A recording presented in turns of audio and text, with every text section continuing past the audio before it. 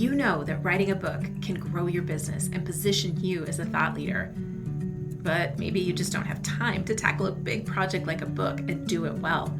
Or maybe you feel like you're not a good writer or you just don't know where to start. Well, that's where Book Launchers comes in. You can have a professional writer do the heavy lifting for you, or you can work with a writing coach who will hold your hand every step of the way. Our publishing experts will then take that draft of a manuscript and polish it with editing, design, and then setting it up for distribution. And our book marketing professionals are going to be right there with you, positioning you and your book from day one to succeed. Because when it launches, we're pitching you for media, live events, podcasts, articles, running ads, and so much more. We win when you win.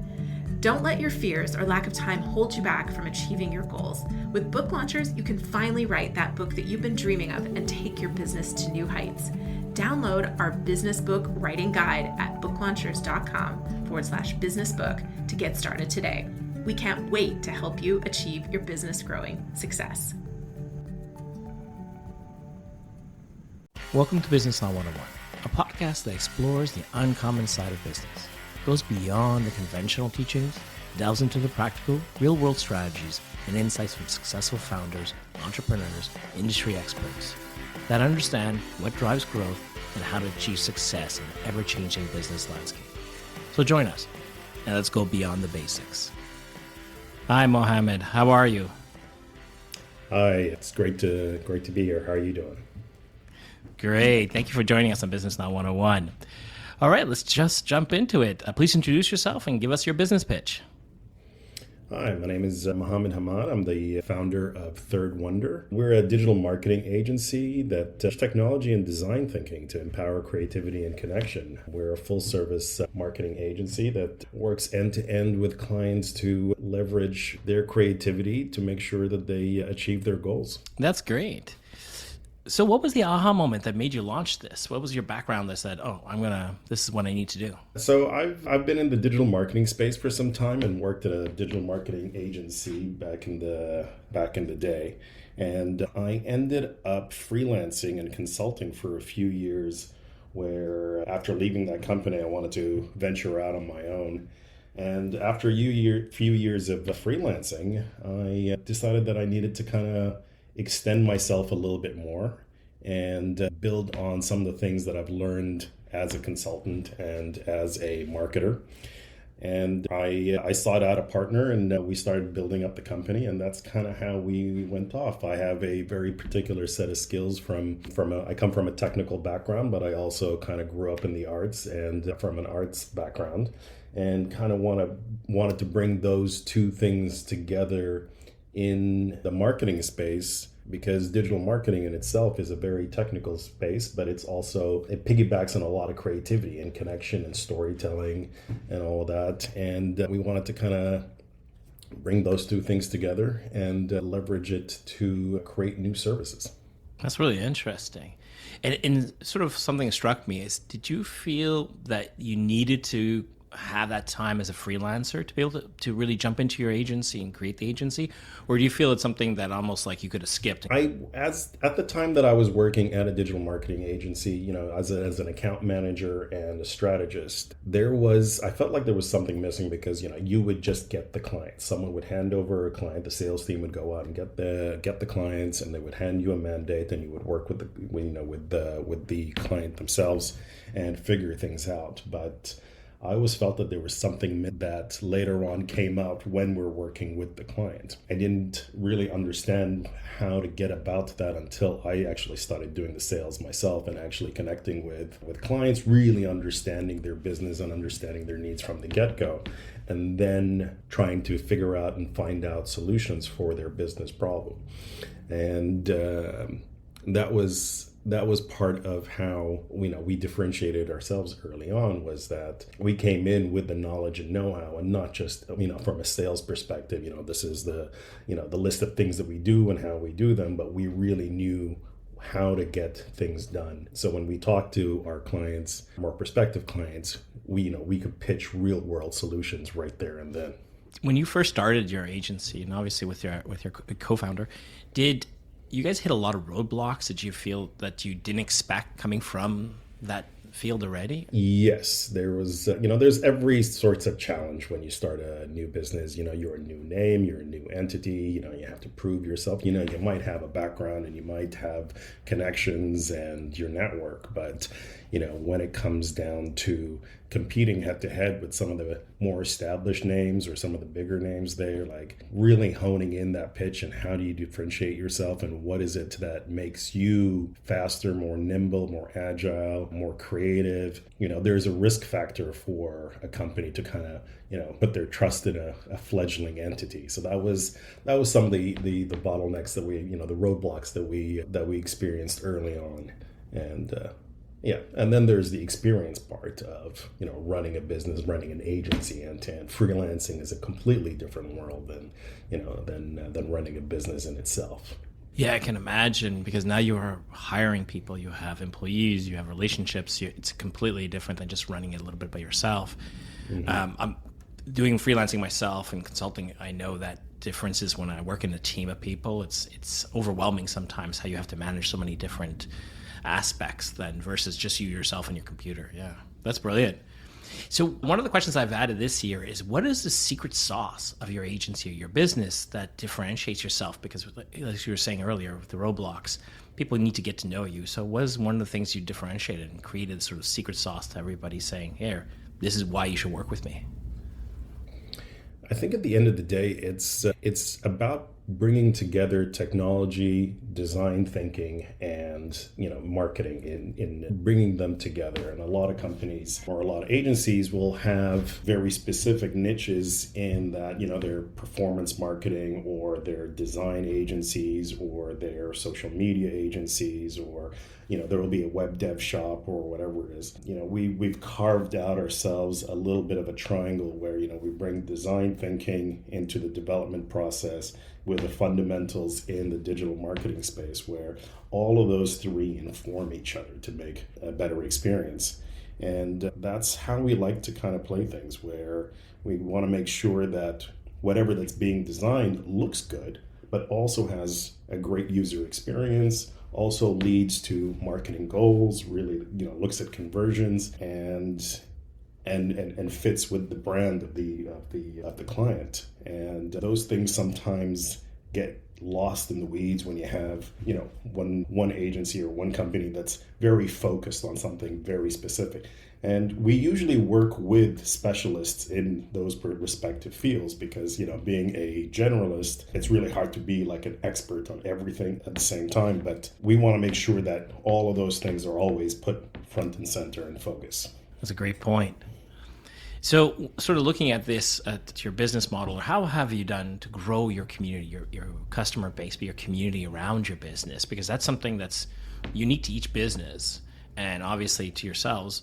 But can you walk us through how you started off from freelancing, starting your agency and getting your first customers and sort of building up your community? How did that look like? It was a lot of relationship building. It was a lot of, going out there, meeting people, talking to people about what their needs are, how they go about things, what are their challenges are, really understanding the business landscape out there and what are the key challenges that people are facing, and then tailoring a solution to those needs, but always making sure to maintain good relationships.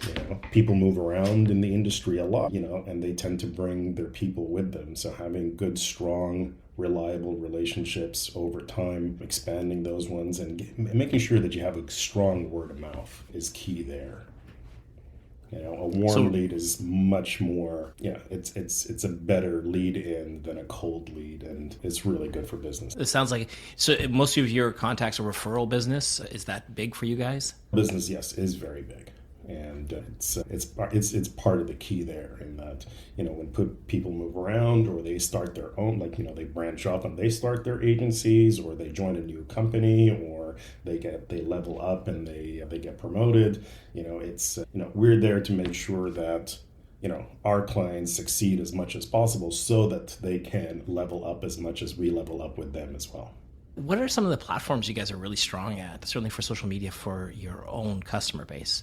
Are you using like LinkedIn, or do you find yourself on like TikTok? And what's something that's working for you guys? We are rethinking our social media strategy in general as an agency. The funny thing about that is we tend to focus a lot more on our clients' social media that our own gets put on the back burner, but we're trying out a few new things, and primarily it's how do we bring value. There's a lot of agencies out there, and there's a lot of information that kind of clashes, or there's a lot of clout out there, and we want to make sure that we bring value and how do I say it? A level of trust in our social media that brings people in. And we don't really look at social media as a sales tool in general. We look at it as an awareness tool, a branding, a messaging tool. And, from that comes sales. And that's at the end of the pipeline there. But really, it's just to make sure that people understand who we are and how we do things and why we do things the way we do.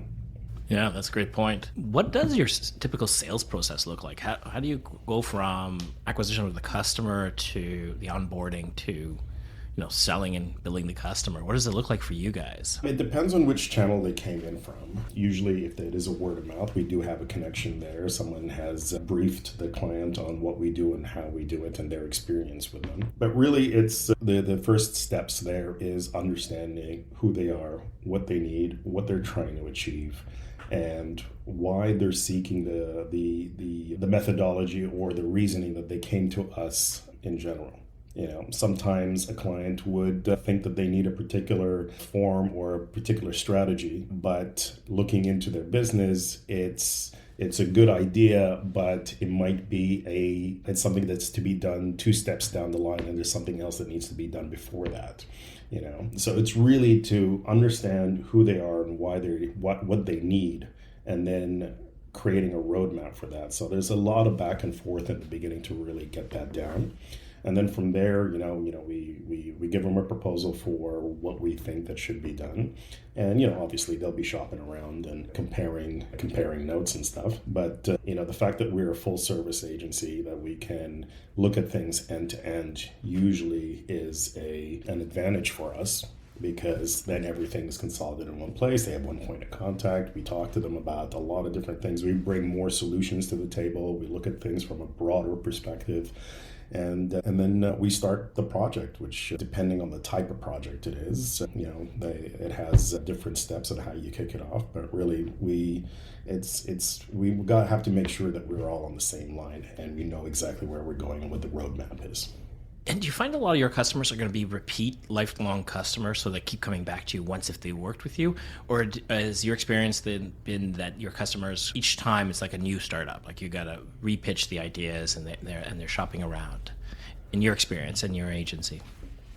Generally, our clients actually last 2 to 3 years plus. So we would have, I think, we do have clients where it's a one-off, they just need a very particular thing and we deliver on it and that's about it. But the majority of our clients are 3 to 5 years. We work with them very closely on a whole slew of solutions and services, and we do a lot of consulting and make sure that, we give them great advice so that they keep coming back. And, and again, it's to the fact of building strong relationships. We want to make sure that, what their needs are met and they can level up on everything that they're doing, and they keep growing and we grow with them. Yeah, that's a great point. If there's one piece of advice you can pass on to the listeners to say, this is something you should focus in on sales and for customers, what would it be and why? I would say really understanding your customer base and your audience. There's a lot of assumptions that usually get made about who the business is selling to. And sometimes once you dig deep into the weeds, you find out that there is a whole different audience that's just slightly adjacent, or it's right there in front of you, but you just don't see it because of the assumptions that you're making. And it's our job to kind of go out there and look for these things, but making sure that you take the time to really test out your assumptions, to reevaluate things on a regular basis, The last 5 years have been such a topsy-turvy world in consumer behavior that what we thought was canon 5 years ago during the pandemic has shifted. Consumer behavior has shifted. Purchasing online has shifted. Loyalties have changed. So it's always it's a good thing to keep re-examining what you do for whom and why. That's great. And this sort of leads into my next question is, if you can go back in time and leave yourself a message of what to do or what not to do, what would it be and why? That is a great question. I would say don't try to do everything yourself. Give things out to your team, trust in your team a lot more, expand on that. There's a dearth of knowledge out there that needs to be pulled in, and it's all about experimentation and trying out and giving ideas the space to grow and to play, and that's an important part. That's great.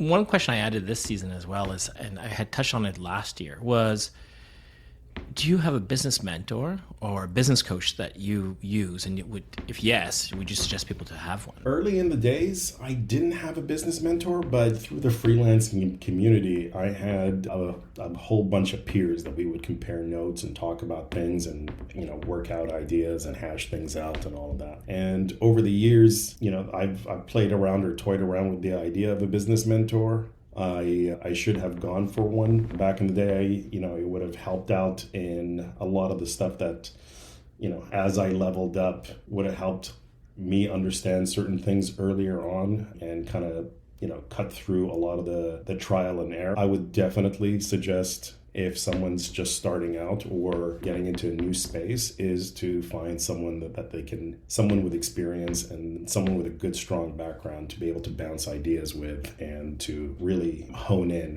what they're trying to do. Yeah, 100% agree with that. That's brilliant. What is one personality or one trait in your industry, if somebody wants to start their own agency or their own freelancing, that you think they really need to have? And those who don't, you feel like you've seen them fail. What would it be and why? I would say grit and optimism. Grit to really push through, the downs, because we all know that things go up and, you're feeling great when they're up there, but, they can go down really quickly and things change on a dime, as seen in the last few years. And to really kind of push through, and the optimism is key to the grit, just to be able to kind of see through the hard times and, to strive for that goal that you have, the good side that comes out of it again. And I think those two key things really put together make for a good entrepreneur. Yeah, that's great. One of the things I always wonder, and from experienced founders like yourself who've gone from freelancing to opening up the agency, having employees, is what is one person that everybody should look at to hire right away? What's the first thing? For me, it's a bookkeeper, because I'm horrible at keeping track of all my expenses. But from your experience, what would it be? Who would that person be? What role would that person play?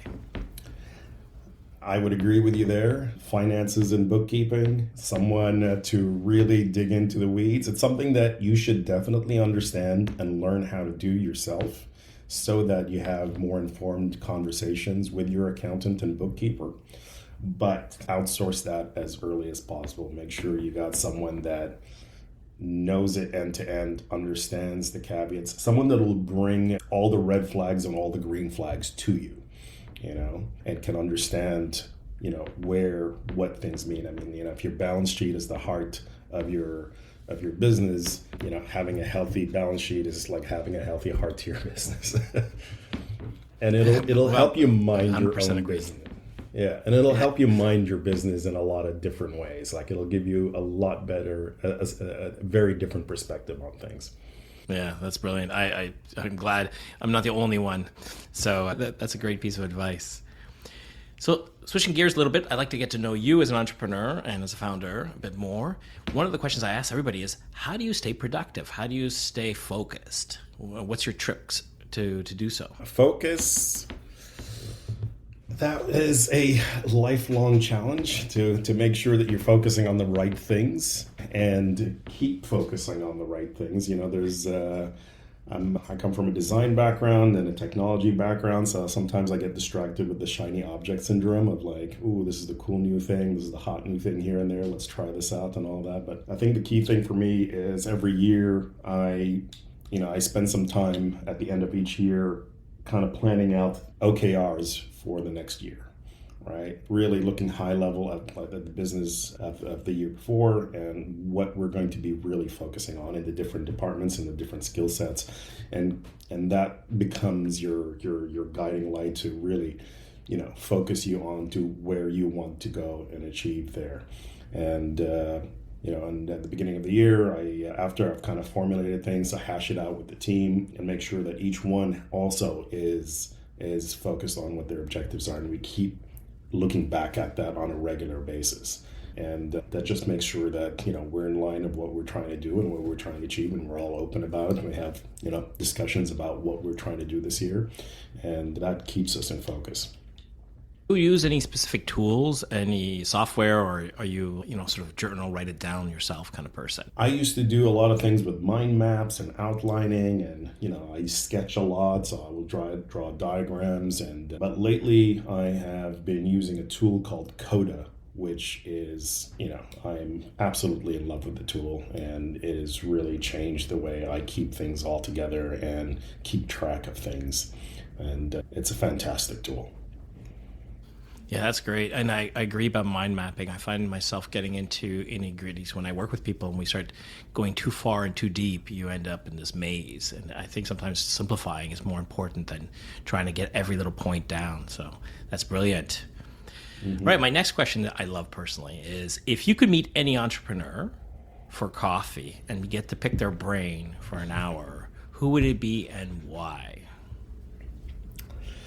That's always a really tough one to say, because there's a lot of people that you would want to meet. And, off the top of my head, the very cliche one would be something like Steve Jobs or whatever it is. But, looking back, I think there was an interesting one, Mark and from one of the co-founders of what became Netscape. And I think that person would be really interesting. He's an investor in a lot of startups and a lot of the big companies that we take for granted today. But I think my fascination with him was being one of those early adopters of the web and the internet and creating the graphical browser and working in those Wild West days of the early frontier of the internet is a fascinating experience to go through, and I think that would be pretty cool to pick his brain about how all of that, because growing up in the 90s and actually using those old school browsers and to see what we do with them now and how it evolved is fascinating.